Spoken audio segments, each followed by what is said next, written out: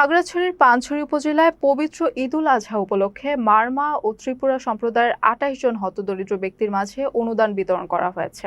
অনুষ্ঠানে উপস্থিত ছিলেন উপজেলা বিএনপির সাধারণ সম্পাদক ইউসুফ আলী, যুগ্ম সম্পাদক মোহাম্মদ তোফাজ্জল হোসেন, সাংগঠনিক সম্পাদক মোহাম্মদ ইসমাইল হোসেন ও দপ্তর সম্পাদক মোহাম্মদ সোলাইমান। বক্তারা বলেন, অসহায় ও সুবিধাবঞ্চিত মানুষের পাশে দাঁড়ানো সামাজিক ও মানবিক দায়িত্ব। ঈদের আনন্দ সবার সঙ্গে ভাগাভাগি করে নেওয়ার লক্ষ্যে সহায়তা প্রদান করা হয়েছে। পরে উপকারভোগীদের হাতে অনুদান তুলে দেওয়া হলে তারা আয়োজকদের প্রতি কৃতজ্ঞতা প্রকাশ করেন।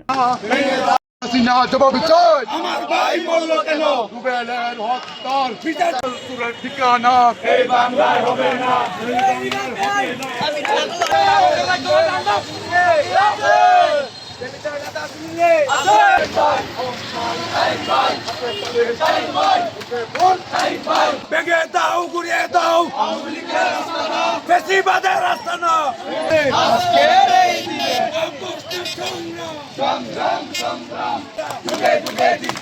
তাদের প্রমাণ বই নাই,